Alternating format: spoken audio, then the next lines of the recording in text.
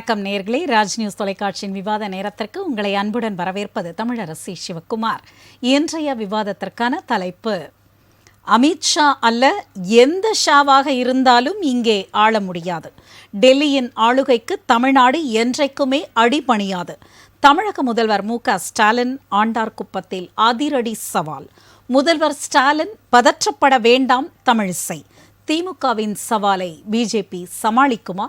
இது பற்றிய விவாதத்தில் கலந்து கொண்டு பல்வேறு கருத்துக்களை முன்வைக்க வந்திருக்கும் விருந்தினர்களை ராஜ் நியூஸ் தொலைக்காட்சியின் சார்பாக வரவேற்கிறேன்.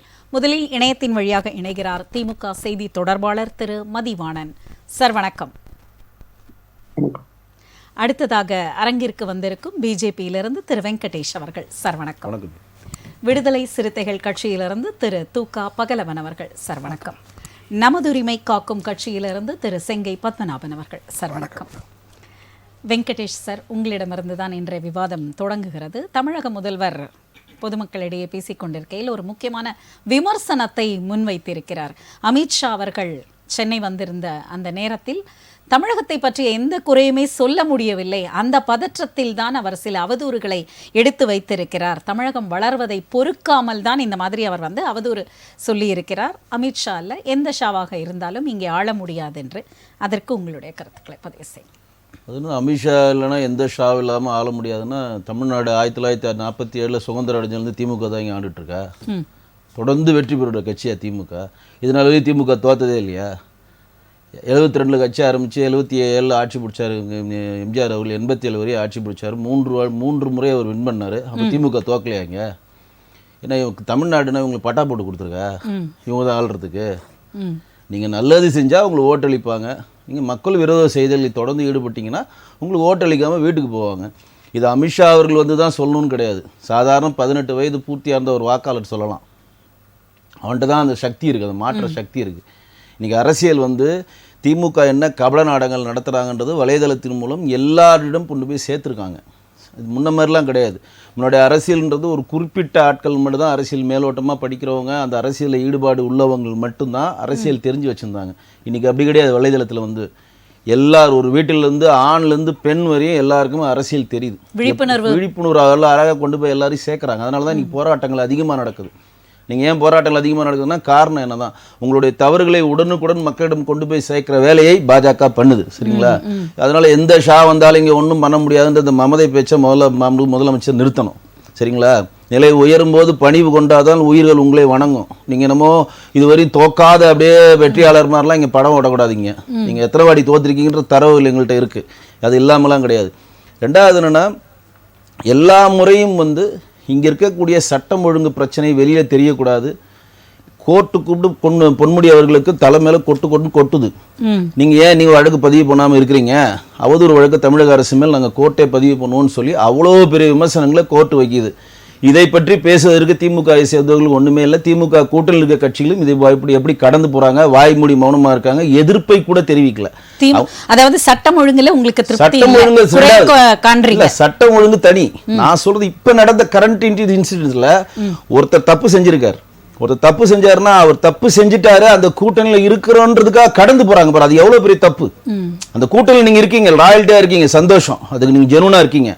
ஆனா அவருக்கு எதை செஞ்சாலும் நாங்க தாங்கிப்போம் அப்படின்றது எப்படி அதை ஏத்துக்க முடியும்?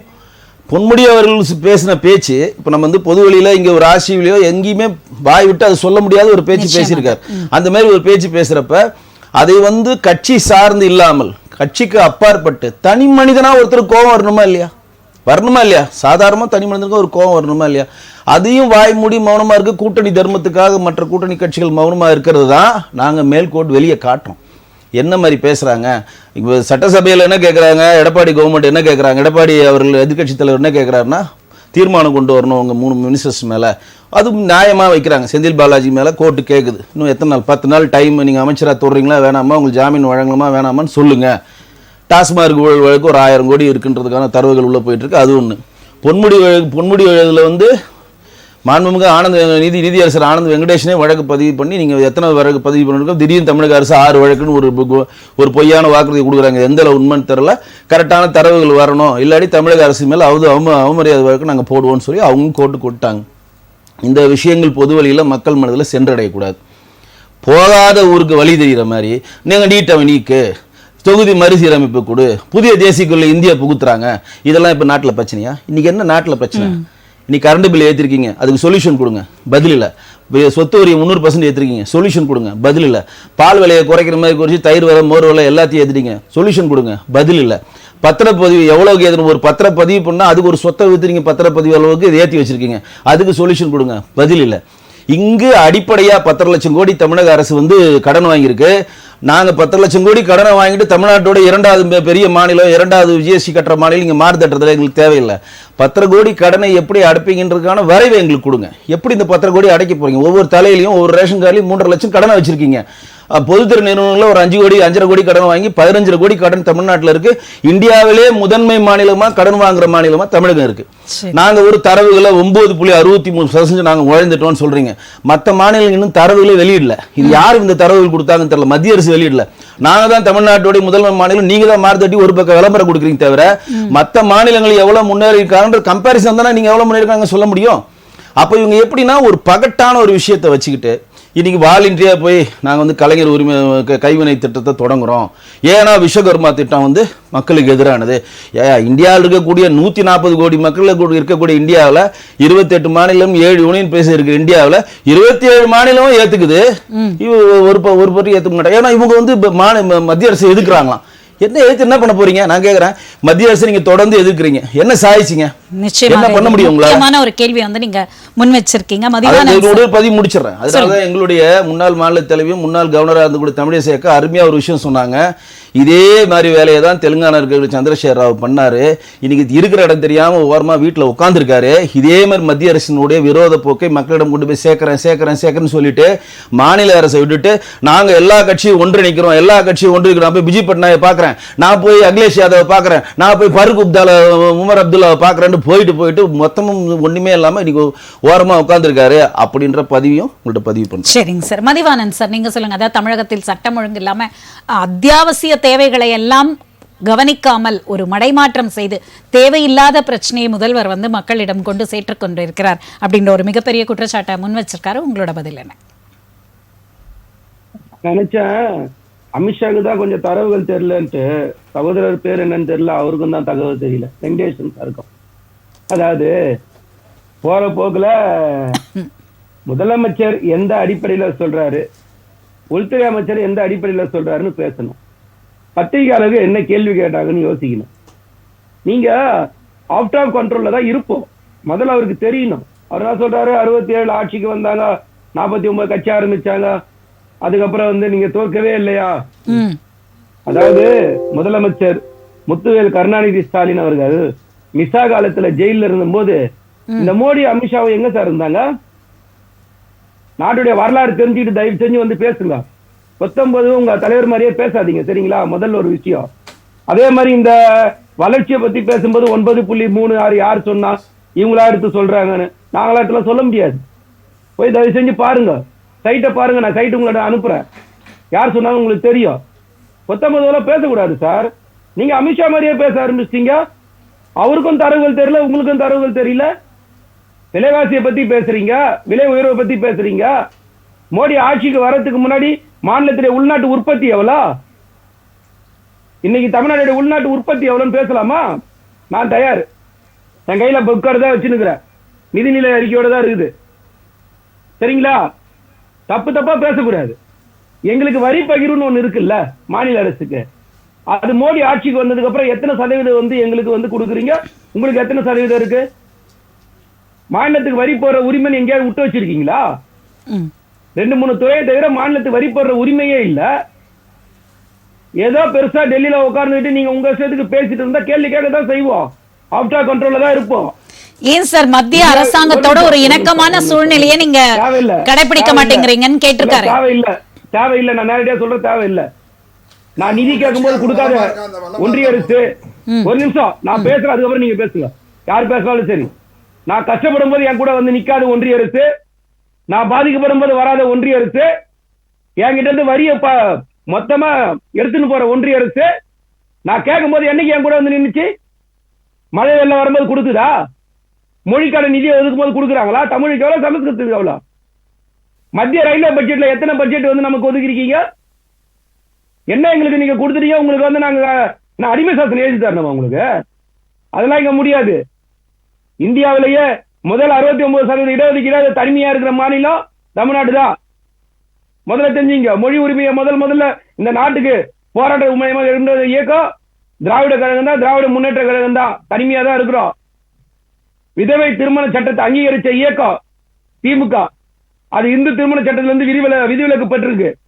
முதல்ல வரலாறு தெரிஞ்சுங்க, சட்டத்தை தெரிஞ்சுங்க, வந்து பேசுங்க. எங்க கிட்ட வந்து பேசும்போது நாங்க என்ன கேட்டோம்?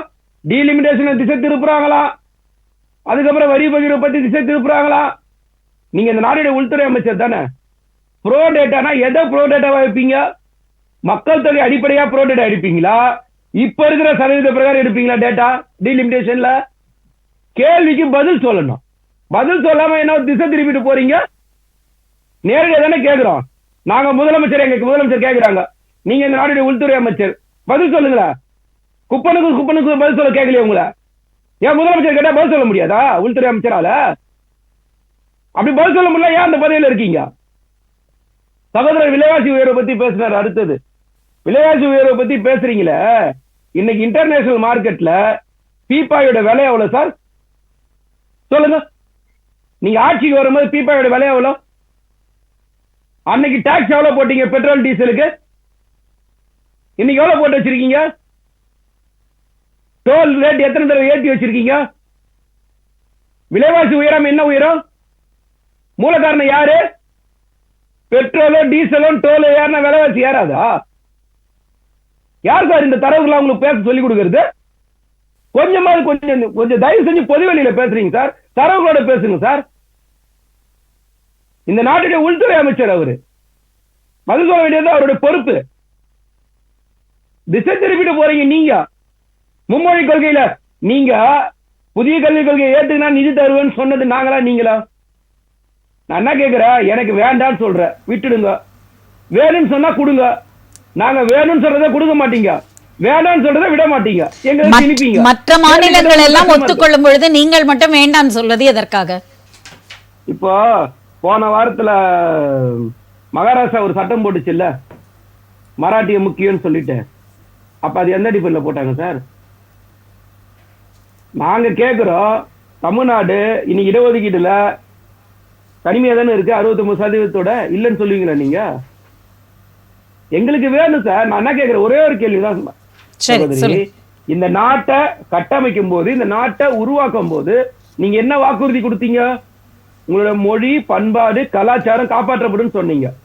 இன்னைக்கு மொழி பண்பாடு கலாச்சாரத்தை மோடி ஆட்சிக்கு வந்ததுக்கு அப்புறம் எந்த இடத்துல காப்பாத்திருக்கீங்க? சரிங்க சார், தொடர்ந்து பேசுவோம். ஒரு நிமிஷம் கடைசியா சொல்லிடுறேன். நாட்டுல சட்ட ஒழுங்கு பத்தி பேசுறாரு. சட்ட ஒழுங்கெல்லாம் பேசுறதுக்கு அமித்ஷாவுக்கோ மோடிக்கோ எந்த தகுதியுமே கிடையாது. பதவியில இருக்கீங்க, அதனால நாங்க கொஞ்சம் பார்த்து பேசுறோம். மணிப்பூர்ல எத்தனை பேர் செத்தாங்க, எத்தனை ஆயிரம் பேர் வீடு இருந்தாங்க. எல்லைப்புறத்துல சீனா மொத்தமா எங்க ஊருன்னு சொல்லுது. கேட்டது உங்களுக்கு திராணி இருக்கா? சீனான்னு ஒரு வார்த்தை உங்களால சொல்ல முடியுமா? கண்டிக்க முடியுமா?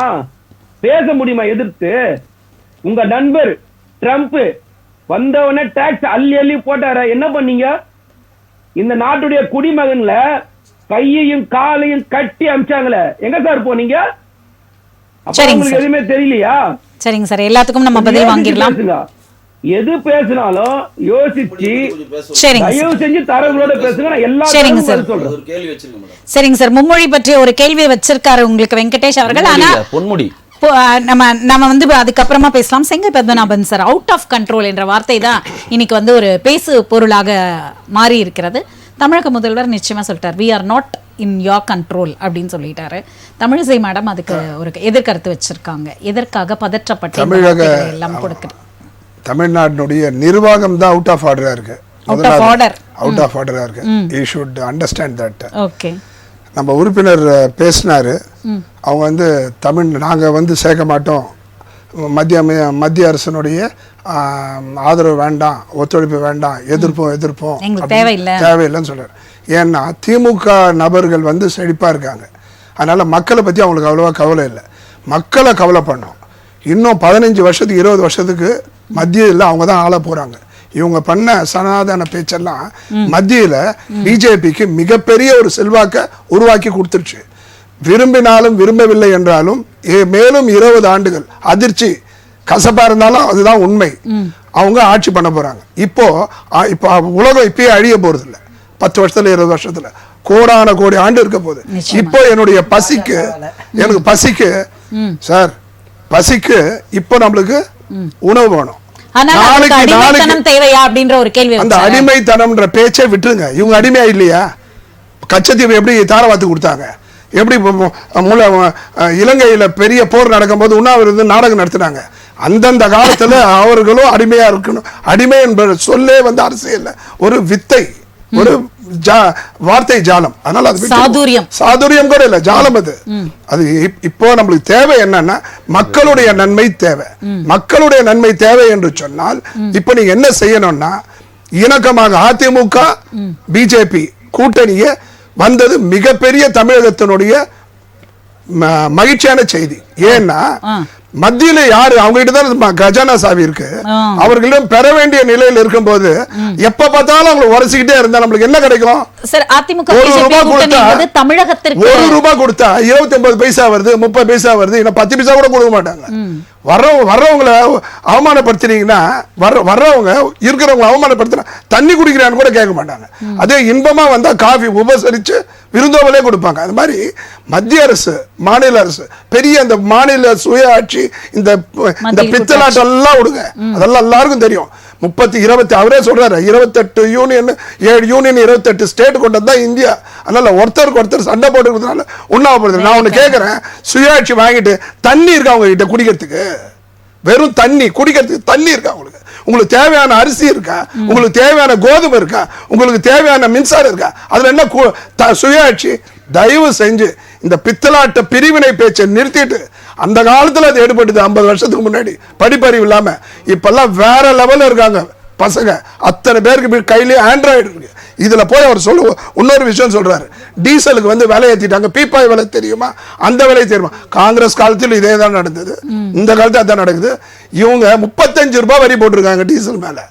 4 ரூபாய் இறக்குறேன், 5 ரூபாய் இறக்குறேன். நாங்க இறக்குனாங்களா? ₹3 இறக்கிட்டு விட்டுட்டாங்க. அதனால கண்ணாடி வீட்டில் இருந்துட்டு கல்லறிவது மிகப்பெரிய ஒரு தவறு. தயவு செஞ்சு சட்டம் ஒழுங்கு சந்து சிரிக்குதுங்க. ஒரு போஸ்கோ சட்டத்துல ஆயிரக்கணக்கான பல்லாயிரக்கணக்கான கேஸ் இருக்கு. இப்ப அரசாங்கத்தினுடைய செயல்பாடுல போக்சோ நீர்த்து போச்சு. இனிமே அந்த பாலியல் குற்றவாளிகள்லாம் அந்த இவருக்காரு பாருங்க, டுபாகூர் சீமானுக்கெல்லாம் பிரச்சனையே கிடையாது. டுபாகூர் சீமான் இவர் இருக்காரு இல்லையா, விஜயலட்சுமி பிரச்சனை எல்லாம் நீர்த்து போயிடும். Rajesh Das DGP X DGP அவரோட கேஸ் நீர்த்து போயிடும். மகேஷ்குமார் அவர்கள் சமரசம் பண்ணிக்கிட்டாங்களாம் பாலியல்ல சமரசம் பண்ணிக்கிட்டா, அதனால அவங்க மீண்டும் ரீபோஸ்டட் டு தி சேம் இது. அப்படின்னா நாளைக்கு என்ன ஆகும்? பிரச்சனை பாலியல் குற்றம்லாம் பண்ணிட்டு ஒன்று கூப்பிட்டு மிரட்டுவான், எல்லாம் பணம் கொடுத்து காம்ப்ரமைஸ் ஆகும். நாளைக்கு இது என்ன ஆகும்? ஊழல்லையும் நான் வாங்கின படத்தை கொடுத்துட்றேன், செந்தில்பாளைய சொல்ற மாதிரி நான் வாங்குற படத்தை கொடுத்துட்றேன், காம்ப்ரமைஸ். அதுக்கெல்லாம் கோர்ட் இழுத்து பிடிக்குது. எப்படிங்க அவங்க ரீபோஸ்டிங் போட்டாங்க சந்தோஷ்குமாருக்கு? நாளைக்கு என்ன பண்ணுவான்? பல்லாயிரக்கணக்கான பாலியல் குற்றம் இருக்கு. அவங்க எல்லாம் போய் எல்லார் வீட்லயும் போய் பணம் கொடுத்தோ மிரட்டியோ காம்ப்ரமைஸ் பண்ணி, இனிமே பாலியல் நாட்டுக்கு உலகத்துல முதல் மாநிலமா தமிழகம் மாறக்கூடிய ஒரு அவலத்தை சதீஷ்குமார் மகேஷ்குமாருடைய பிரச்சனையில செஞ்சிருக்காங்க. சரிங்க சார், நம்ம தொடர்ந்து பேசுவோம். பகலவன் சார், நீங்கள் சொல்லுங்கள். அதாவது எவ்வளவு கொடுத்தாலும் தமிழகம் இல்லை அப்படின்ற ஒரு சொல்லிகிட்டே இருக்காங்க, அழுதுகிட்டே இருக்கிறாங்க அப்படின்னு பிரதமர் ராமேஸ்வரத்தில் பதிவு பண்ணியிருக்கிறாரு அப்படின்னு முதல்வர் மேற்கோள் காட்டி சொல்லியிருக்கிறாரு. அடுத்து இப்போ இவர் செங்கை பத்மநாபன் சொன்ன ஒரு விஷயம் பார்த்தீங்கன்னா, அதிமுக பிஜேபி கூட்டணி என்பது தமிழக மக்களுக்கு நலம் பயக்கும். அதாவது என்னென்ன திட்டங்கள் மக்களுக்கு வேணுமோ, எவ்வளவு வேண்டுமோ அதையெல்லாம் கொடுப்பதற்கு அந்த கூட்டணி ஆட்சி அமைந்தால் கிடைக்கும். ஸோ தமிழகத்து நல்லது தான் கிடைக்க போகுது, அதை ஏன் தடுக்கிறீங்க அப்படின்னு கேட்டிருக்காங்க. மேடம் எனக்கு 3 நிமிஷம் தான் கொடுத்துருக்கீங்க, இருந்தாலும் அடுத்த தடவை வரும்போது கொடுங்க. சரி. அதாவது அதிமுக பாஜக கூட்டணி இருப்பதில் யாருக்கும் எந்த முரணும் கிடையாது. கட்சினா கூட்டணி வச்சுக்குவாங்க. மாநிலத்தில் இருக்கிறவங்க ஒன்றியத்தில் கூட்டணி வச்சுக்கிறது ஒரு நடைமுறை சாத்தியமாக தான் இருக்குது இப்போ. அதாவது பாஜகவோட கூட்டணி வச்ச பிற மாநிலங்கள் என்னவா இருக்கு, அவங்க கூட்டணியாக வருவாங்க. அதன் பிறகு அவங்க ஆட்சி அதிகாரத்தை பயன்படுத்தி இந்த இங்கே இப்போ சகோதரர் கூட சொன்னார்ல, சந்திரசேகர ராவ் வந்து பட்டப்பாடு இல்லையா, இப்படி வந்து அவர் எப்படி போயிட்டார் பார்த்தீங்களா அப்படின்னு சொன்னால், சந்திரசேகர ராவ் கூட பேசிக்கினே அவங்க கட்சியில் இருக்கிற எம்எல்ஏக்களை குதிரை பேரம் பேசி பிரித்து எடுப்பதற்கான ஆடியோவெல்லாம் வெளியிட்டார் அவர். பாஜக எப்படி பேசுகிறாங்க பாருங்கள், எங்கள் கட்சி என் கூட பேசிக்கணும், என் கட்சியில் இருக்கிற எப்படி பிரிச்சு ஆடுற சூழ்ச்சியை செய்கிறாங்க பாருங்கன்னு ஆடியோலாம் வெளியிட்டார், வீடியோலாம் வெளியிட்டார். சரி, அந்த ஆடியோ வீடியோ இருக்கட்டும் சார். சரிங்களா? தமிழகத்தில் இவர் சொன்னார் 1972 வந்து ராஜாஜி இருக்கும்போது திமுக இருந்ததா, அப்படி இருந்ததா, இது இருந்ததா சொன்னா திக வந்ததா அப்படின்னு சொன்னார். அதாவது ராஜாஜி இருக்கும்போது என்னவா இருந்தது, திமுக ஆட்சிக்கு வந்தபோது என்னவா இருக்குன்றது தான் இங்கே கேள்வி. அப்போ இருந்த புரிதல் எப்படி இருக்குது, இப்போ இருக்கிற புரிதல் எப்படி இருக்குன்றது தான் இங்கே சமூக நீதியும் சமூக நிலையும், அதாவது முற்போக்கு சிந்தனையும் முற்போக்கை சிந்திக்க வைத்ததும் திராவிட கழகங்கள் தான். அது அதிமுகவாக இருந்தாலும் சரி, திமுக இருந்தாலும், திமுகவுக்கும் அதிமுக ஒரே தலைவர் தான். இவங்களும் பெரியார் அண்ணாவை ஏற்றுக்கொண்டவர்கள், அவர்களும் பெரியார் அண்ணாவை ஏற்றுக்கொண்டவர்கள், ஒரே கொள்கை தான். அதுதான் திராவிட மாடல், திராவிட கொள்கை அப்படின்னு சொல்கிறது. இப்போது திராவிட கொள்கையை நாங்கள் 2 பேரும் எங்கள் சகோதரருக்கு நாங்கள் மாறி மாறி வந்துக்கோம், அடிச்சுக்கும் பிடிச்சிக்கும், ஏதோ ஒன்று செஞ்சுக்கிடுவோம். ஆனால் இந்த கொள்கையை விழுங்குவதற்கு பாஜக என்ற ஒரு திமிங்கலம் வருது, அது விழுங்கி உங்களை மழுகடிச்சு விழுங்கிடும். அதன் பிறகு இங்கே வந்து நம்மளுக்கு பெரிய சிக்கல் வரும். நீங்கள் இன்றைக்கி உள்ள நிலையை பார்க்குறீங்க, நாளைக்கு பின்னாடி நம்மளோட வருங்கால சங்கதிகள்லாம் என்னவா இருப்பாங்கன்னு சொன்னால் இது ரொம்ப மோசமான நிலை இருக்கும். இங்கே வந்து திராவிட சித்தாந்தம் உள்ள கோட்பாடு உள்ள புரிதல் உள்ள தமிழ்நாடு இது மாநிலம். அப்போ இங்கே வந்து இது மாதிரி மாநிலத்தில் வேறு ஒரு விஷமத்தன்மைத்து கண்ணுக்கு தெரிந்தே ஒரு சொட்டு பால் வந்து ஒரே ஒரு சொட்டு விஷத்தை கலந்தா எப்படி இருக்கும், அந்த மாதிரி இருந்துடக்கூடாதுன்றது எச்சரிக்கையாக சொல்கிறோம். அதுக்காக எங்களுக்கு வேர்க்கவும் இல்லை, எங்களுக்கு பயமும் இல்லை, எங்களுக்கு நடுக்கவும் இல்லை. முதல்வர் என்ன சொன்னார், உங்கள் நீதியே வேணாம், எங்களால் பண்ண முடியும் சொல்ல துணிச்சல். அது மாதிரி எந்த பிற மாநிலத்தை சொல்லுங்கள் பார்க்கலாம். முடியாது, எங்களால் பண்ண முடியும் அப்படி சொல்கிறல்ல, பிற மாநிலத்தில் கை கட்ட சொல்லுப்பா. இங்க ஏன்னா இங்க கொள்கை இருக்குங்க, கொள்கை வீரியம் இருக்கு, கொள்கையுடைய வீரியம் இருக்கு, புரிதல் இருக்கு, சிந்தனை இருக்கு, சித்தாந்தம் இருக்கு. சார், கொள்கை, புரிதல், வீரியம், சித்தாந்தம். வெங்கடேஷ் சார் ஒன்று சொன்னார், அதாவது திராவிட முன்னேற்ற கழகத்திலிருந்து ஒவ்வாத கருத்துக்களையோ ஒவ்வாத செயல்களோ வரும்பொழுது கூட்டணி கட்சிகள் ஏன் மௌனம் காக்கின்றன, ஏன் ஒரு குறைந்தபட்ச எதிர்ப்பை கூட அவர்கள் பதிவு செய்வதில்லை? யாரு கூட்டணி கட்சிகள், திராவிட முன்னேற்ற கழகத்தோட கூட்டணி கட்சிகள். பொன்முடியை பற்றி நீதிமன்றத்தில் வழக்கு வந்து பதிவு செய்ய நீதிமன்றமே சொல்லியிருக்கு. திராவிட முன்னேற்ற கழகத்தில் அவர் பதவி விட்டு எடுத்துருக்குறாங்க. சில பிரச்சனை வருது, அதுக்கு யாரா நீ இது மாதிரி சொல்கிற, நீங்கள் இது மாதிரி சொல்கிற யாரா கேட்டாங்களா, கூட்டணி கட்சின்னு கேட்டாங்களா? இங்கே இருக்கிறவங்க யாரா சொல்லும்போது அதுக்கு மறுத்து நீ யார் சொல்கிறது பொன்முடி யாரா கேட்டாங்களா? கேட்கல இல்லை. அதுக்கு என்ன பொருள், தவறாக பேசியிருக்கிறாரு சரி அப்படின்னு தான் அப்படி சொல்லியிருக்காங்கல்ல. யாராவது அதுக்கு மறுத்து யாராவது பதில் சொன்னாங்களா? பதவியிலிருந்து எடுப்பது தவறு யாராவது அப்படின்னா அவருக்கு சப்போர்ட் பண்ணாங்களா? கேள்வி கேட்டாங்களா? இல்லை அறிக்கை விட்டு பாஜக இருந்தோ வேற பிற கட்சியில இருந்தோ எதிர்கட்சியில இருங்க பிற கட்சியில இருந்து யாராவது பேசும்போது அதுக்கு மறுத்து ஏதாவது பதில் பேசுங்களா? விவரம் தெரிஞ்சு பேசணும், பொருள் அறிந்து பேசணும், கொள்கை புரிந்து பேசணும். தப்புன்றத தப்புன்னு சொல்லி உணர்ந்து கட்சியே நடவடிக்கை எடுத்துருக்குது. அதுக்கப்புறம் நீங்கள் என்ன பேசுறீங்க, சப்பு கட்டை கட்டிக்கிட்டு இப்படி வந்தால் புலி வரும், அப்படி வந்தால் பூதம் வரும்னு ஏங்க சொல்கிறீங்க? நடவடிக்கை தான் எடுத்துருக்காங்கல்ல, அவங்களுக்கு தெரியுங்க. நீங்கள் யாரும் சொல்லி நடவடிக்கை எடுக்கலையே, நீங்கள் சொல்லி நடவடிக்கை எடுத்தாங்க.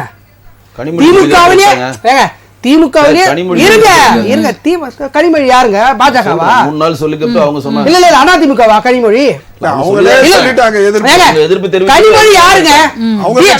அவங்க கட்சி. நீங்க யாரும் சொல்லி எடுக்கல, நீங்க சொன்ன மாதிரியே வரட்டும்.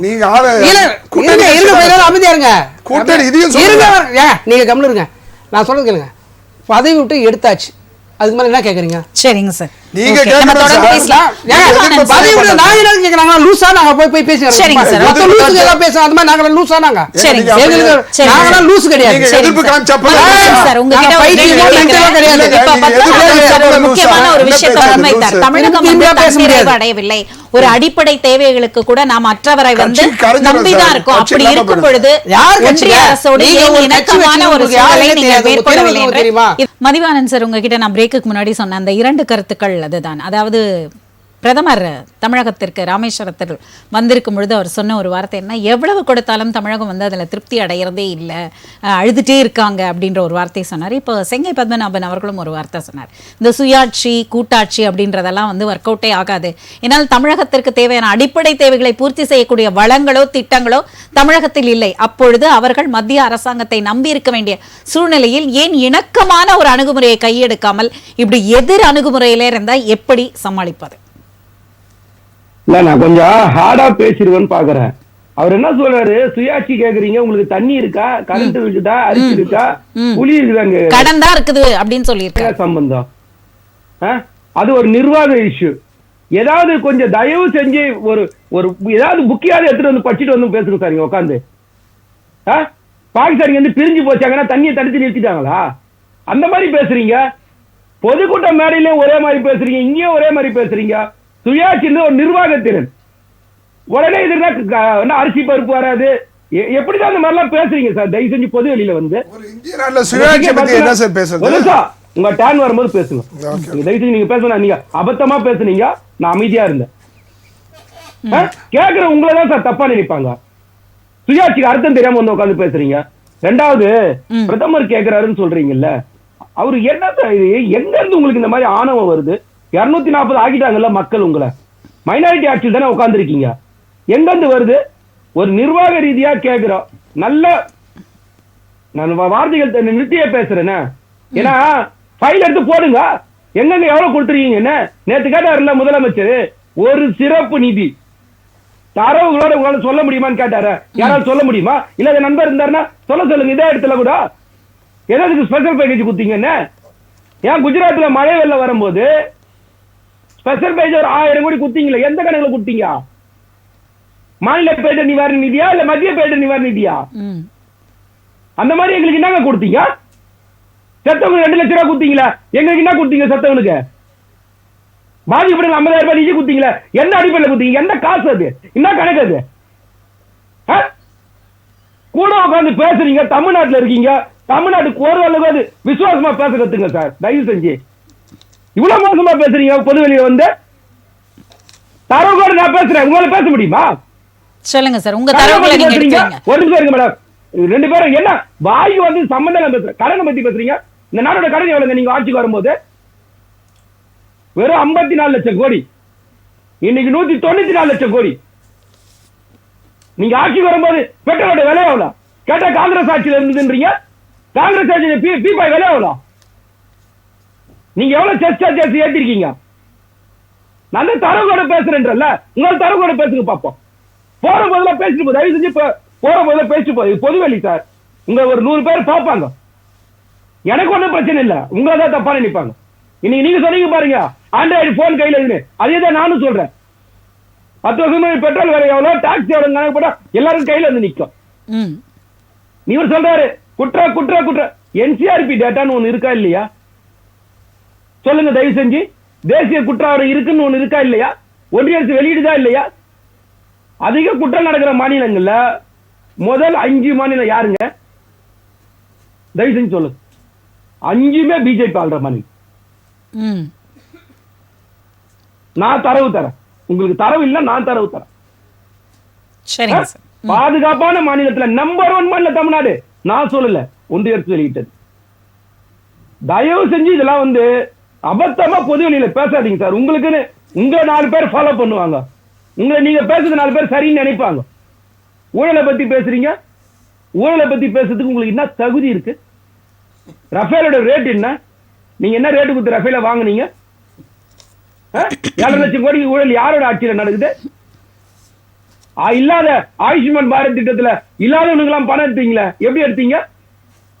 காலாவதியான டோலுக்கு எல்லாம் போட்டு வசூல் பண்ணி இருந்தீங்களா? எந்த அடிப்படையில?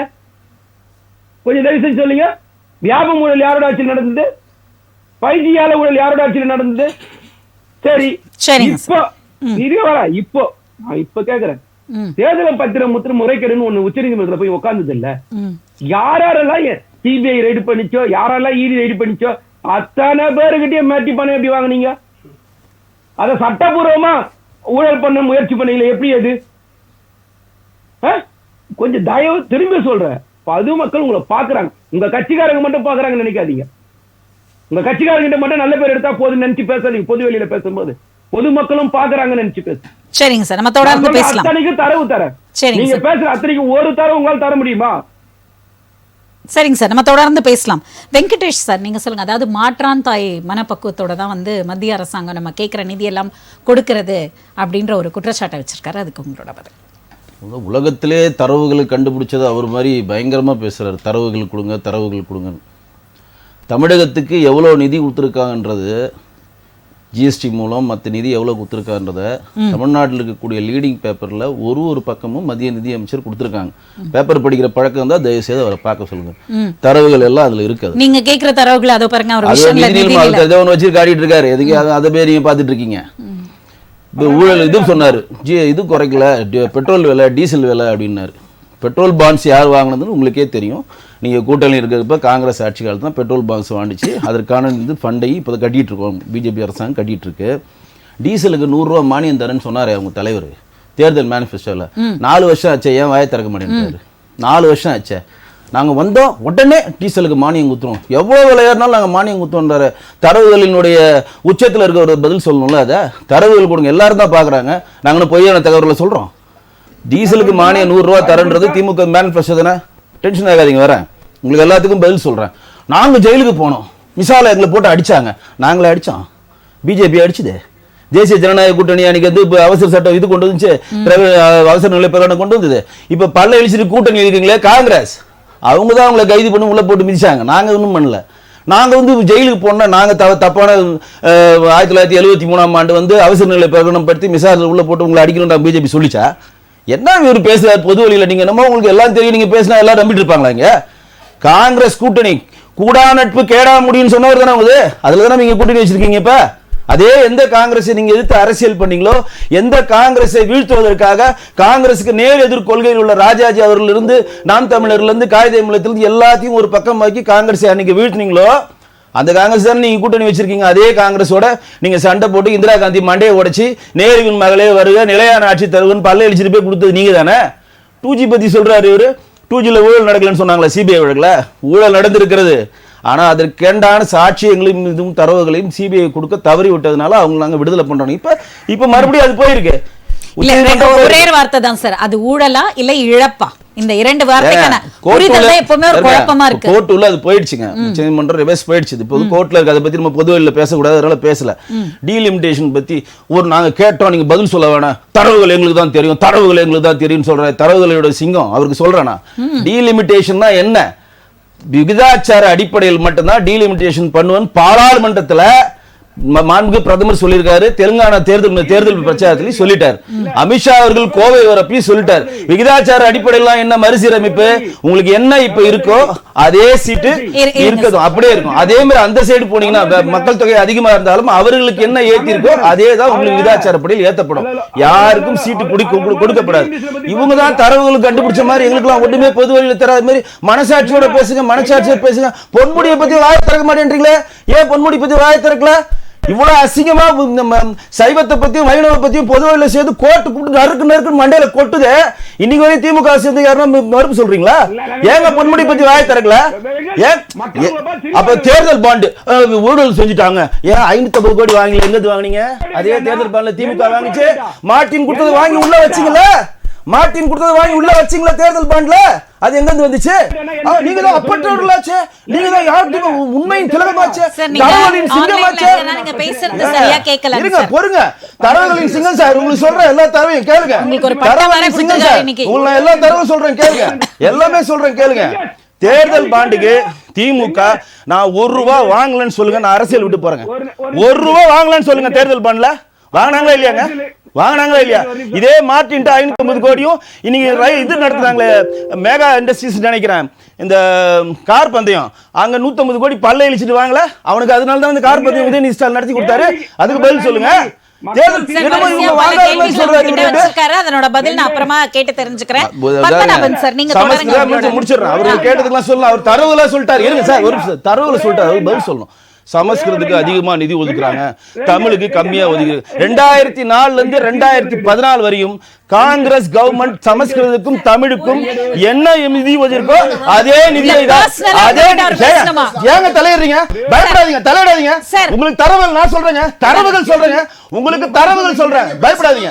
உங்களுக்கு தரவுகள் சொல்றேன், உங்களுக்கு தரவுகள் சொல்றேன். நான் உங்களுக்கு தரவுகள் சொல்றேன். மதிவாணன் சார் அந்த ஒரு நிமிஷம் சார் உங்ககிட்ட தான் சொல்றாரு. மதிவாணன் சார் அந்த ஒரு வரியை மட்டும் சொல்லிருங்க, அதுக்கும் சேர்த்து வெங்கடேஷ் சார் பதில் சொல்றாரு. அவரு டீலிமிட்டேஷன்ல ப்ரோ டேட்டான்னு சொன்னா இன்றைக்கு இருக்கிற ஒன்றிய அரசுல இருக்கிற 540ல வந்து பர்சன்டேஜா இல்ல மக்கள் தொகையில ஒரு நிமிஷம் இருங்க. போகாத ஊருக்கு வழி காட்டுப்பீங்க. ஒரு நிமிஷம். சார், இந்த கதையை பேசுங்க. அவங்க கதைக்கே வர டிஎன்பிஎஸ்கே வர கேள்வி முடியல. இந்திரா காந்தி எதுக்கு அவர்கள் தேவையில்லாத சார், இல்ல அவருக்கு அவருடைய தரவுகள் பத்தியே சொல்றேன். இந்திரா காந்தி அவர்கள் வந்து இன்னைக்கு பசிக்கு சாப்பாடு போடுங்க இன்னைக்கு சார். 25 ஆண்டுகள் எலெக்ஷன் பண்றப்ப 20 சீட்டை வந்து அதிகப்படுத்தினாங்களே நார்த்ல.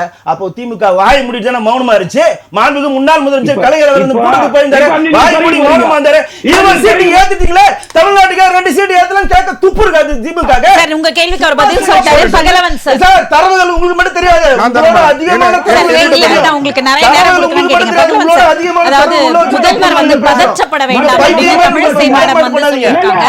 உங்களோட கேள்விக்கு பதில் சொல்லுங்க.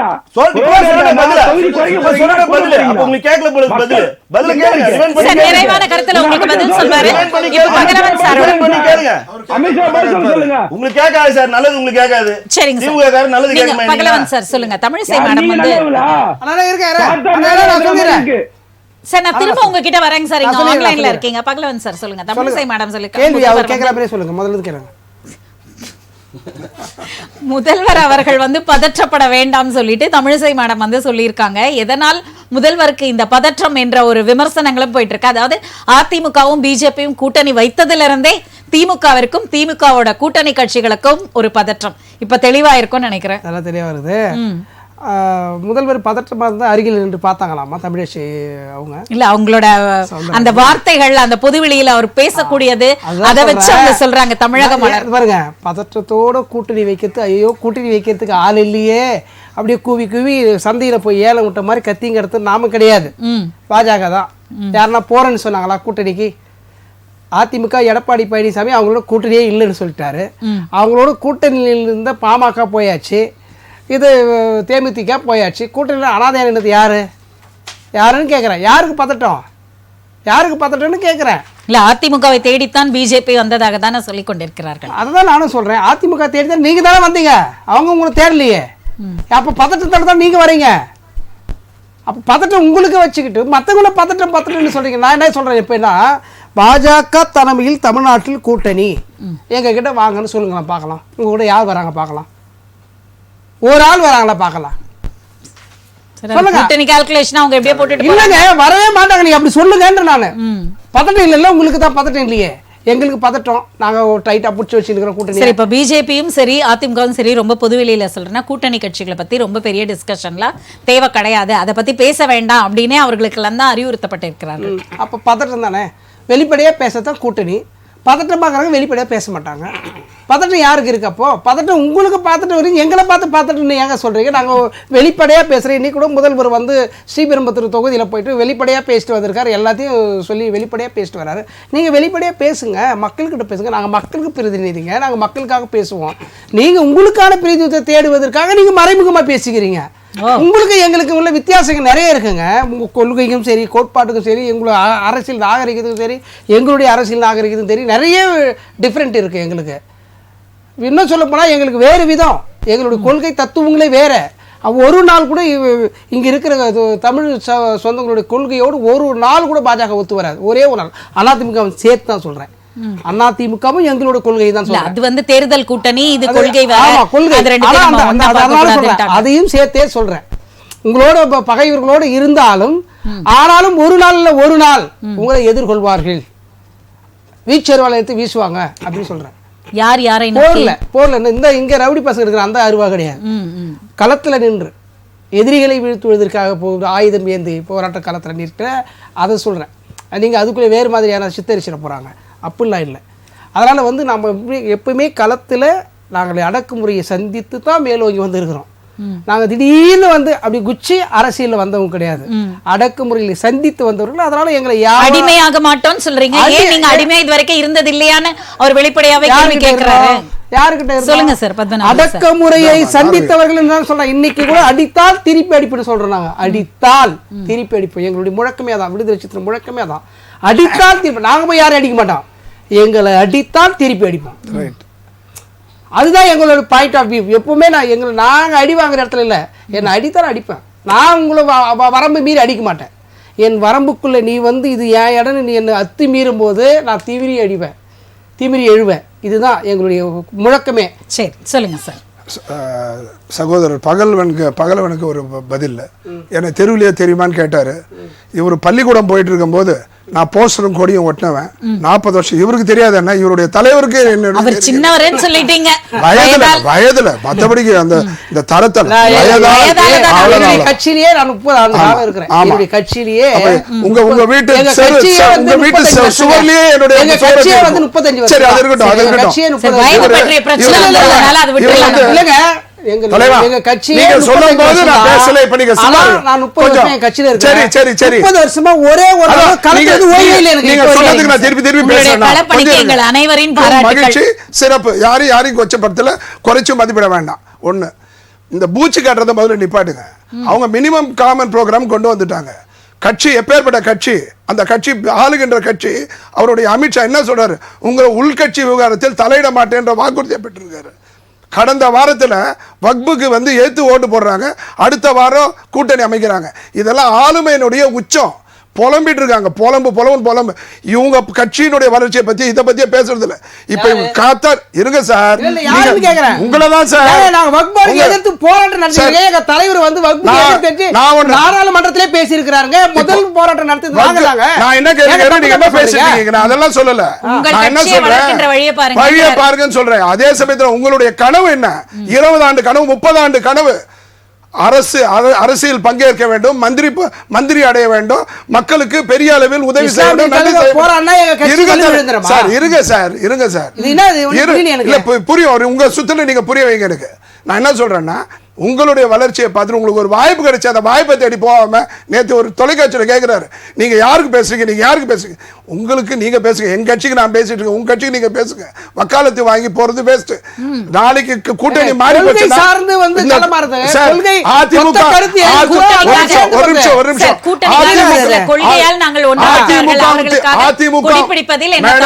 அதிமுக திமுகவும் ஒருபொழுதும் கொள்கையில் மாற்று கருத்து இல்லை. இவர்கள் ரொம்ப உத்தமர் மாதிரி பேசுறாங்க. அவங்க பிஜேபியோட கூட்டணி மந்திரி சபையிலே இருந்திருக்காங்க. அன்னைக்கு இவங்க சாதிச்சுட்டேன், கிழிச்சிட்டேன் சொல்றாங்க இல்லையா, முறிச்சிட்டேன்னு சொல்றாங்க இல்லையா, எதுவும் கிடையாது. காமன் மினிமம் ப்ரோக்ராம் எப்படி எடுபட்டதுன்னா, மோடியோட 100 மடங்கு இந்துத்துவானுடைய நபர் வாஜ்பாய் அவர்கிட்ட வெற்றி பெற்றதுக்கு காரணம் அவங்களுக்கு தேவையான எண்ணிக்கை அப்ப இல்ல. இப்ப மைனாரிட்டின்னு அவரை நக்கல் அடிக்கிறாங்க. இவருடைய கூட்டணி தலைவரே கடந்த காலத்துல மைனாரிட்டியில் தான் இருந்தாங்க. மைனாரிட்டியா மெஜாரிட்டியான்றதுல என்ன செய்ய போகிறோம், ஆட்சி பிடிக்கிறாங்க, என்ன செய்யறாங்க. வாஜ்பாய் காலத்துல மினிமம் ப்ரோக்ராம் கடைபிடிச்சது காரணம் எண்ணிக்கை இருந்தது. எண்ணிக்கை இல்ல அவங்ககிட்ட, இன்னைக்கு எண்ணிக்கை இருக்கு. அதனால அவங்க என்ன வேணா செய்வாங்க. அதே சமயத்துல மீண்டும் என்ன வேணாலும் செய்வாங்க. அதற்கான எதிர்குரல் தமிழகத்திலிருந்து தான் ஒலிக்கும் அப்படின்றது தானே முதல்வர். 28 மாநிலம் அழிஞ்சு போச்சா? தயவு செஞ்சு புரிஞ்சுக்கோங்க. அதெல்லாம் சும்மா மொழி. என்னுடைய தாயை மதிக்க வேண்டும் என்பதற்காக மாற்றா தாயை தயவு செஞ்சு 28 மாநிலமும் இந்துத்துவாவை எதிர்க்கிறதா? தமிழ் மாநிலம் மட்டும்தான் இந்துத்துவாவை எதிர்க்கிறது. அது தப்புங்க.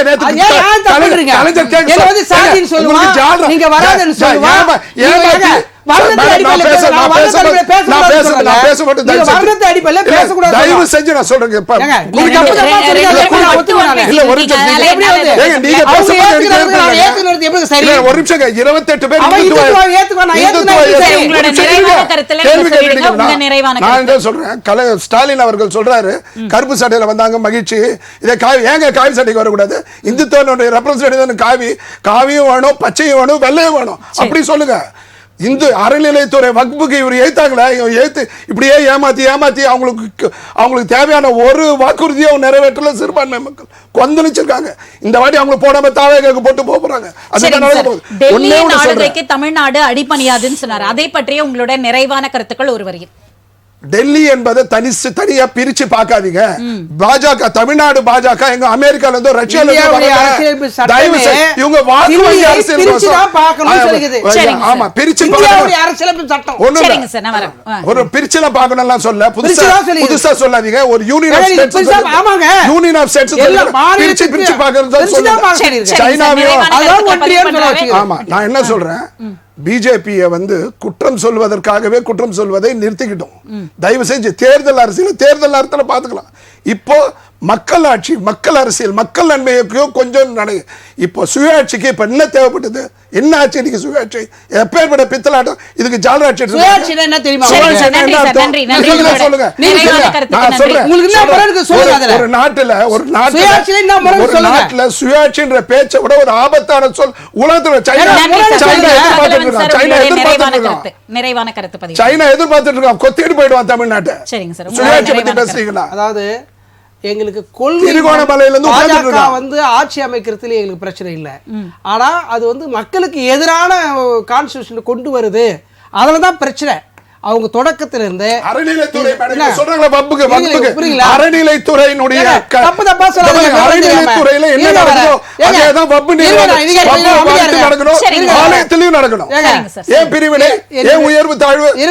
என்னுடைய ட்ரஸ்டுக்கு அவரே ஒரு சொத்தை வந்து எனக்கு எழுதி வைக்கிறாருன்னா, நான் அவருடைய ஓட்டுநராக கூட இருக்கிற வச்சுங்க, அவர் ஓட்டருக்கு எங்களுக்கு என்னுடைய சொத்துல வந்து அவருக்கு ஓட்டுநருக்கு பாதி எழுதி வைக்கிறாரு, இவர் விருப்பப்பட்டு எழுதி வைக்கிறாரு. சரி, இதை நீ எப்படி அவருக்கு எழுதி வைப்புன்னு ஒரு ஆட்சி அதிகாரத்தில் வந்து அவர் கேட்டாரா? சரியாது எழுதி வச்சா சரியா?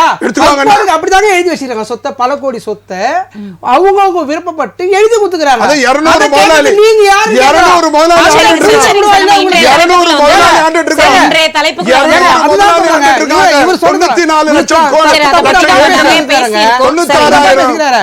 சுயாட்சினா என்ன தெரியுமாங்க? நாங்க எங்களுடைய சிந்தனைக்கு உட்பட்டு நடத்தின எங்க சாதி மதங்கள் கடந்து இருக்கணும்னு நாங்க சொல்றோம். இவங்க என்ன சொன்னாங்க? சாதியோடு இருக்கணும், மதத்தோடு இருக்கணும். நீ எப்படி மதத்தோடு இருக்கக்கூடாதுன்னு சொல்லுவ? நீ எப்படி இந்துத்தோடு இருக்கக்கூடாதுன்னு சொல்லுவ? அவன் காவினா காவியோடு தான் வருவான், முரண்பாடு. அதிமுக கட்டுப்படுத்தும், பூச்சாண்டி காட்டாதீங்க. பிஜேபி அனைத்தையும் பார்த்து கொள்ளும். கேமராவை எல்லாம் 3 கேமரா தீர்ப்பு. தயவு செய்து என்ன காட்டாதீங்க, அவர் மட்டும் காட்டுங்க. டிவிக்கு போவேன், எனக்கு பிரச்சனை இல்லை. அவர் அண்ணன் மட்டும் காட்டுங்க சார். சொல்லுங்க சார். நீங்க அதனால பாருங்க, நான் என்ன சொல்றேன்னா, அவரு மதிவான தோழர் அதான் சொன்னார். மக்கள் பிரீதியா நம்ம இங்க வந்திருக்கிறோம், அண்ணனும் சரி இவங்களும் சரி, நம்ம வந்து மக்களுக்காக பேசுவோம். சும்மா வந்து பாஜகவை எதிர்க்க எங்களுக்கு தேவையினாங்க இருக்கு. பாஜகவை எதிர்க்க தேவையின்னா இருக்கு. எங்களுடைய முழக்கம் உனக்குது, தேவையை உணராமல் போராட முடியாது, நீ போராட தெரியாமல் நீ வாழ முடியாதுன்னு. தேவையை உணர்ந்து போராடணும். நாங்கள் தேவையை உணர்ந்து போராடுறோம். நன்றி சார். சரிங்களா? அதனால பாஜகவுடைய கொள்கை, அவங்களுடைய சித்தாந்தங்கள் மக்களுக்கு எதிராக செயல்படுது. மக்களுக்கு பகல் ஒன்று கிடையாது, விடுதலை சித்த தலைவர் கிடையாது, மக்களுக்கு எதிராக செயல் திட்டங்கள் இருக்கிறது. இந்த செயல் திட்டம் வந்தால் ஆபத்தை மக்களுக்கு விளைவிக்கும். நன்றி. அதனால் எதிர்கொண்டு பேச வேண்டிய சூழலையும் கட்டாயமும் மக்கள் மத்தியில இதை எடுத்து சொல்ல வேண்டிய கருத்தியலும் எங்களுக்கு இருக்கு. அந்த கடமையில் நாங்க இருக்கிறோம் என்பதனால் இதை சொல்றோம். நீங்க வந்து தனிப்பட்ட முறையில முதல்ல போதை ஒழிங்க, போதை ஒழிங்க. போதையில மாணவன்லாம் காலியார, இளைஞர்கள் காலியார. பகலோன் சார் சொன்னார், வக்பு திருத்த சட்டத்தை பத்தி சொன்னாரு. 2013 ஒரு திருத்தம் கொண்டு வருது காங்கிரஸ். இப்போ இவங்க கூட்டணியில் இருக்காங்களே அந்த காங்கிரஸ், விதி எண் 10. வக்பு வந்து ஒரு இடம் வந்து எங்களுக்கு சொந்தம்னு சொன்னால் அது ஒத்துக்கலான்னு சொல்லி அது பண்ணுது. இப்போ இந்த அமெண்ட்மெண்ட்டில் அது தூக்கிட்டாங்க. பாராளுமன்ற வக்பு சொல்லுது, பாராளுமன்றம் எங்களுது, காந்தி சமாதி எங்களுது, செங்கோட்டை எங்களுதுன்னு சொல்கிறாங்க. இது ஒரு பெரிய பிரச்சனையாக போயிட்டுருக்கு. அதுக்கு ஒரு முறைப்படுத்துகிறாங்க. வக்புல மக்களால் ஒரு வருஷம் இருங்க, மக்களால் பாதிக்கப்பட்ட முஸ்லீம் சகோதர சகோதரிகள் வந்து 1 லட்சம் மனுக்கள் கொடுத்துருக்காங்க மத்திய அரசு. இந்த மாதிரிலாம் வந்திருக்கு, இது எடுத்து என்னன்னு சொல்லுங்கன்னு சொல்லி. இப்போ வந்து ஷியாவும் சன்னி முஸ்லீம்ஸை தவிர போராவும் இன்னொரு முஸ்லீம்ஸையும் அதில் சேர்த்து அவங்க மாண்புமிகு பிரதமரை போய் நேரடியாக பார்த்து பண்ணியிருக்காங்க. இன்னைக்கு கோர்ட்டில் போச்சு, அது பொது வழியில் விசாரிக்க தேவை. பொது வழியில் அதை பற்றி விசாரிக்க ஒரே ஒரு லைன் ஒன்னே ஒன்று சொல்லிடுறேன். சொல்லிடுறேன் ஒரே ஒரு விஷயம். அவர் அண்ணன் சொன்னது 1 லட்சம் கடிதம் வந்திருக்கும், அதில் மாற்று கருத்து எனக்கு இல்லை. அதே போல இந்துக்களுடைய கோவில் சொத்துக்கள்ல பல லட்சம் பேர் மனு கொடுத்துறாங்க. அதுதான் நான் சொல்ல வந்தேன், அண்ணனுக்கு தான் அந்த பதில் சொல்ல வந்தேன். இன்றைக்கு சிறுபான்மை மக்களுக்காக பொங்குகிற திமுக ஆட்சி, அறநிலைத்துறை சொந்தமான சொத்துக்கள் ஆங்காங்கே திமுக நபர்களால் இப்போ பறிக்கப்பட்டு அங்கே வந்து அவங்க ஆண்டுகிட்டு அந்த கோயில் சொத்தை வந்து அடைச்சிட்டு இருக்காங்க. அதையெல்லாம் நிவர்த்தி பண்ணி கொண்டு வாங்கன்றப்ப அதுக்கு எந்த இதுவும் எடுக்கலையே. நாங்கள் எவ்வளோ வாட்டி சொல்கிறோம், இன்னைக்கு வந்து மாண்புமிகு அறநிலைத்துறை அமைச்சர் சேகர்பாபு என்ன சொன்னாரு, நாங்க வந்து இந்த கோயிலுக்கு கும்பாபிஷேகம் பண்றோம், நாங்க இங்க காலேஜை திறக்கிறோம், நாங்க அதை பண்றோம். சரிங்க சார். என்ன அவர் வீட்டு தோட்டத்தை வித்துட்டு வந்து பண்றாரா? சரிங்க சார். முழுசா இல்ல, இல்ல, ஒரு திமுகவின் நிமிஷம் சவாலை கொடுங்க. BJP இது முழுசா சொல்லுங்க, சமாளிக்குமா? அப்புறம் போயிடும். அவருடைய தோட்டத்தையோ அவர் வீட்டை வித்துட்டு வந்து எல்லாம் பண்ணல. மக்கள் கொடுக்கிற காசையும் கோவில் மூலம் மன்னர்கள் கொடுத்த நிலத்தை வைத்தும் கோவிலுக்கு கொடுக்கிற காணிக்கை தங்கத்தை வைத்து தான் நீங்க செலவு பண்றாங்க. தமிழக அரசு அறநிலைத்துறைக்கு ஒரு பைசா செலவு பண்ணல, சுரண்டி தின்னுகிறது அறநிலைத்துறை. சரிங்க சார். அந்த ஒரு ஆபீசர், அவனுக்கு ஒரு நிறைவான டபுள் கருத்துக்கு ஆபீசர், அவனுக்கு ஒரு காரு, அவனுக்கு சார், கீழ திமுகவின் ஒரு சவாலை பிஜேபி சமாளிக்குமா? ஒரு திமுக வரியில் உங்களுடைய- சவாலே கிடையாதுங்க. இந்த பாருங்க, நல்லா கேளுங்க. இங்க இருக்கக்கூடிய திமுக ஆட்சி ஒவ்வொரு முறையும் வரப்ப திமுக ஆட்சி வேண்டும் என்று மக்கள் எப்பொழுதுமே ஓட்டளிச்சது. அதெல்லாம் 2வது முறை அவங்க ஜெயிச்சதுல அதிமுக ஆட்சின்றது கூட ஆன்டி இன்கம் திமுக இயக்க வச்சது. இந்த முறையும் நான் சொல்றேன், திமுக ஆட்சி நேரடியாக எப்பொழுதுமே வந்ததில்ல. 1967 மட்டும்தான் ஒரு கூட்டாஞ்சோறும் ஒரு கூட்டணி ஆட்சி அமைச்சு வச்சு காங்கிரஸ் வீழ்த்தினாங்க. அதுக்கப்புறம் வந்து ஒவ்வொரு முறையும் இவங்க வரக்கூடாது, பேய் பெற்றா பிசாசு பெற்றா, பேயோட பிசாசு பெற்றன்னு தான் இவங்க கொண்டு வந்தாங்க. ஆனா இந்த முறை மிகச்சரியாக மக்கள் வந்து பயங்கரமா பாதிக்கப்பட்டிருக்காங்க. நான் சொல்றது அடிப்படை தேவைகள்ல. சரி. ஒரு சாமானியன் வந்து கரண்ட் பில் கட்டுறப்ப அழுகுறான், சரி. ஒரு சாமானியன் பால் வாங்குறப்ப அழுகுறான், சரிங்க சார். சொத்து நன்றி வரி சார், நன்றி. கட்டுறப்ப அழுகுறான். எல்லா விஷயம், அதாவது நான் சொல்றது வந்து ஆன்டி இன்கம்ஸ் எங்க இருந்து உருவாகுன்றத ஒரே நிமிஷம் சொல்லிடுறேன். எங்க உருவாகுனா, அடிப்படையா நான் வந்து நேரடியா மாதம் மாதம் பாதிக்கப்படுறேன், நேரடியா தினம் தினம் விலைவாசியில் நான் பாதிக்கப்படுறப்ப எனக்கு கோபம் வரும். அந்த கோபத்தை நான் உள்ளுக்குள்ளேயே தேக்கி வச்சிருப்பேன். அது எப்ப காட்டுவேன்னா, கையை உயர்த்தி என்னைக்கு அந்த நன்றி. பொத்தான அழுத்துறனோ 2026 தேர்தல திமுக காணாம போகும். நன்றி சார், நன்றி. மதிவாணன் சார், உங்களுடைய நிறைவான கருத்து. 2026 யார் காணாம போறான்னு மக்கள் முடிவு பண்ணலாம். சும்மா இப்படியே சொல்லி 13 தோல்வி சந்திச்சிருக்கீங்க. இதே பேசிட்டே வீணா போயிடாதீங்க சார். கும்மிடிப்பூடி தாண்டாத கட்சியில பிஜேபி பத்தி பேசக்கூடாது சார். 20 ஸ்டேட் ஆள்றாங்க. ஒரு நிமிஷம் 15 கோடி மக்கள் இருக்காங்க, 15 கோடி உறுப்பினர்கள், 1600 எம்எல்ஏக்கள், 350 எம்பிக்கள், 350 எம்பிக்கள், 1600 எம்எல்ஏக்கள், நேரமில்லை. 15 கோடி மக்கள், சரிங்க சார், நேரமில்லை. 15 கோடி உறுப்பினர்கள். கும்மிடிப்பூடி தாண்டாதவங்க பிஜேபி பத்தி பேசக்கூடாது சரிங்க சார், சார். சொல்லிட்டீங்க அந்த கருத்தை. தாண்டாதவங்க அந்த கருத்தை ஒரு தடவை சொல்லிட்டீங்க. அவர் நிறைவான கருத்து சொல்ல போறாரு. சொல்லிட்டு போறாரு. கும்மிடிப்பூடி தாண்டாதவங்க சார், அது 4வது வாட்டி சொல்லிட்டீங்க சார். அவர் சொல்லிருக்காரு நிறைவான கருத்து. இல்ல இருங்க, அவரை பாவம் கத்துறாரு, கத்த விடுங்க அவருக்கு. ஒரு டம்ளர் தண்ணி கொடுங்க அவருக்கு. இல்ல இல்ல, எனக்கு தான் சார் வேணும். எனக்கு தான் சார் வேணும். இருங்க மேடம். சார், வெங்கடேஷ் சார், சற்று அமைதி காக்கவும். 100 ரூபாய் மானியம் என்ன சார் சார் சார் ப்ளீஸ். ஒரே கேள்வி வச்சறேன். சார், இல்ல சார், டைம் இல்ல சார். டைம் இல்ல சார், கொஞ்சம் அமைதியா இது ரெண்டுத்துக்கு பதில் சொல்லுங்க சார். சொல்லுங்க சார், உங்களோட நிறைவான கருத்து. ரெண்டுத்துக்கு பதில் சொல்லுங்க. நீங்க பேசுறது நான் சொல்றதை விட்டு கேளுங்க கொஞ்சம். அதாவது 7327 ஏக்கர் நிலங்களை வந்து நாங்க மீட்டிருக்கோம். சரிங்களா? 36.38 லட்சம் சதுரடி மனைகளை மீட்டிருக்கோம். 5 லட்சம் சார், நேரம் இல்ல சார். 5.9 லட்சம் சதுரடி 7180 சார், மதிவாணன் இருங்க. நிறைவான கருத்து சொல்லிட்டேன். எனக்கு ஒரு நிமிஷம். கும்மிடி பூண்டிய தானா தெரியுமா தெரியாதான்றது உங்க பிரதமருக்கு தூக்கம் போச்சு, உங்க உள்துறை அமைச்சருக்கு தூக்கம் போயிடுச்சு. எங்க போனாலும் எந்த ஸ்டேட்டுக்கு போனாலும் முத்துவேல் கருணாநிதி ஸ்டாலின் திமுக தமிழ்நாடுன்னு புலம்புறதே உங்களுக்கு வேலையா போச்சு. நன்றி சார், நன்றி நன்றி. ஒரு நிமிஷம், நான் முடிக்கல. கேட்ட எந்த கேள்விக்கா இந்த 2 பேரும் பதில் சொன்னாங்களா? எல்லா கேள்வியும் பதில் சொல்லுங்க. காதுல உங்களுக்கு எந்த காதுல உங்களுக்கு டிபார்ட்மென்ட் வைஸ் சொல்லிட்டா. அவர் கேட்ட 5 கேள்விக்கு பதில் சொல்ல காதுல திமுக காரங்க நமக்கு காது கேட்காது சார். சிரிப்பாங்க வெங்கடேஷ். இல்ல இல்ல, நன்றி நன்றி நன்றி. இன்றைய விவாதத்தில் பங்கு கொண்ட அத்தனை பேருக்கும் ராஜ் நியூஸ் தொலைக்காட்சி சார்பாக மனமார்ந்த நன்றிகளை தெரிவித்துக் கொள்கிறேன். வெங்கடேஷ் பெறுவது தமிழக